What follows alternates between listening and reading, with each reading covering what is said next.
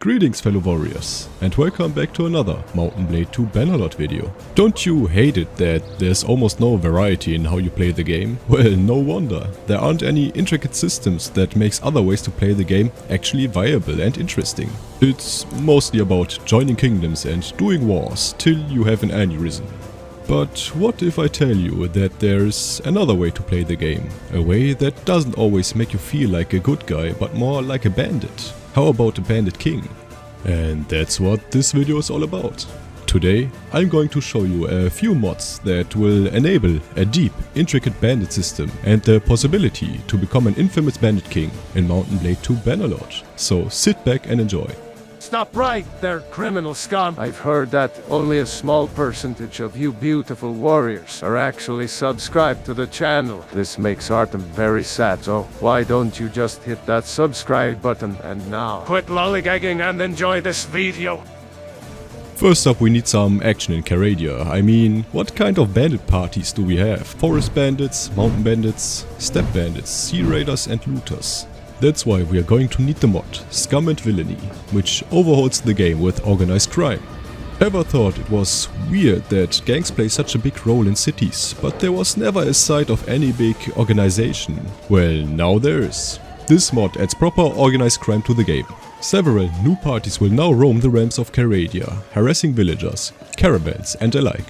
Migrating clans will actually migrate to other cities, and slavers will sell off their own children for profit. Smuggling and fencing stolen goods are the name of the game. Legendary new bandit leaders are also introduced.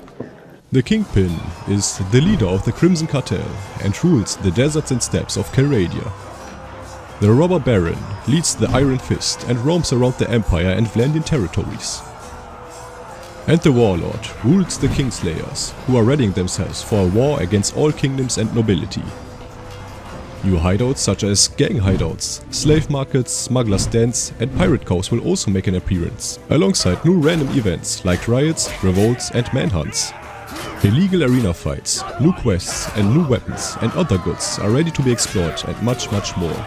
I won't reveal everything that this mod offers, because you should absolutely install it yourself. This is indeed a huge mod that definitely fleshes out the aspect of being a bandit in Bannerlord a ton, and I'm happy that the devs keep this alive for everyone to enjoy.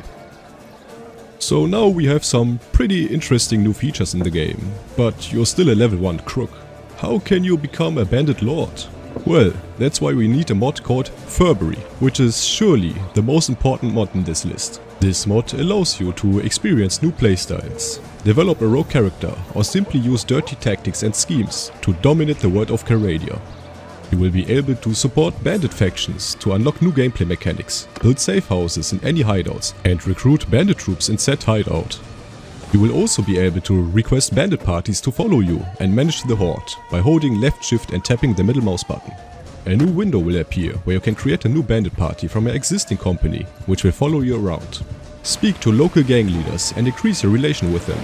Succeed the challenges and missions, like going around town and pickpocketing from clueless victims, to finally become a true criminal and rule your own criminal empire. Furthermore, this mod allows you to do smaller odd jobs like killing guards, steal from merchants, start brawls in taverns or be a loan shark.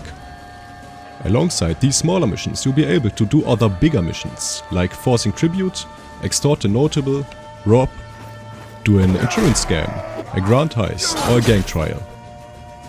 The gang trial allows you to take the local gang leader head-on in a 1v1 duel. Upon successfully winning, you'll be given a choice. Either create a partnership or dominate the streets and create your own network. Creating your own network will allow you to build a base and upgrade it for more profit. This allows you to use the scheming room, giving you access to different schemes to dominate the enemy and allies from the shadow.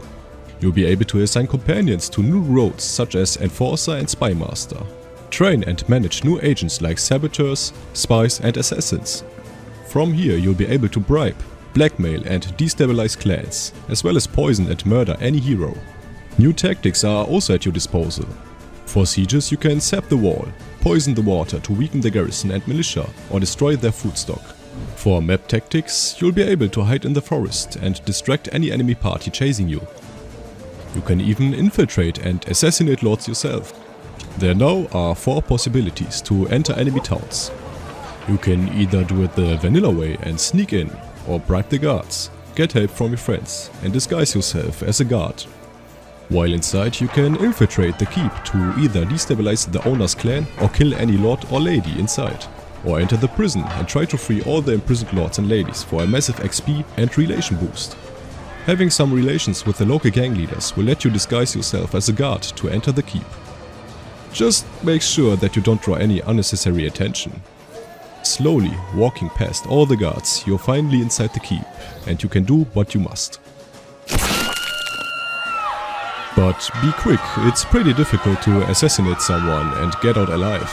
If you get caught, you will have to face the consequences. Assassinating someone and getting caught will have the same effect as executing someone. You lose a ton of relations with every clan in the game, but killing someone without getting caught won't yield any penalty. You can also incite rebellions. If the town's loyalty is below 45, you can try to incite a rebellion and participate in the riot. During the fight you have to face off some guards, and after successfully winning this battle, the town's loyalty level will sink to a 0. That doesn't mean that a rebel faction emerges, but this mechanic could lead to it. The AI will also make use of some of the features. Any hostile action the player does against a clan will increase the grudge level of that clan. A high level of grudge means a high risk that the AI decides to fabricate a scheme against the player clan.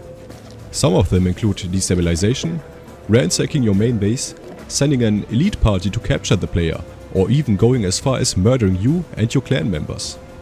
Depending on your infamy, you will also receive contract proposals from faction leaders to destabilize the targeted clan, like creating scandals, blackmailing, or inciting a rebellion in any of the fiefs, or even killing any member of the targeted clan, either as a brutal execution or discreet assassination.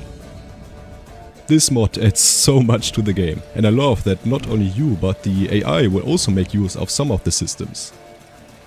Now that we have our small criminal empire, we need the looks of a proper bandit king. That's why we're going to use the mod Strip Lords before you execute them, which does exactly what the title implies. This mod allows you to get the lords or ladies equipment after you execute them. Simple as that. And the next mod we need is called Today We Feast, which makes it so you and the AI can hold feasts in settlements. Why I include this mod in the list? Well, one of my spies notified me about an unruly leader in the Vlandian territory, bad-mouthing us Battanians and doing whatever he pleases. During this exchange, I've heard a knock on my door.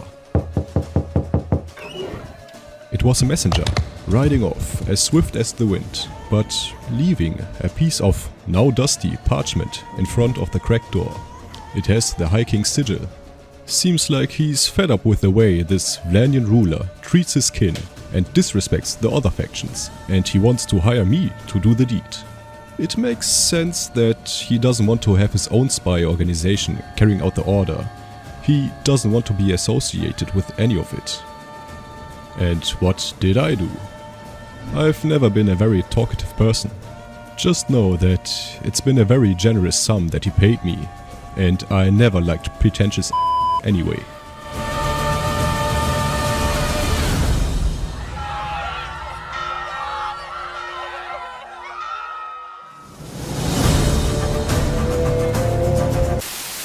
And yeah, I guess that is it for this video. I hope you liked it. If you did, feel free to hit that like button. It would help out tremendously, or even subscribe to the channel. That would really make my day. Join my Discord server, where you can talk with me and other like-minded people about all kinds of stuff. And I see you all in my next video. Become a warrior today, and bye.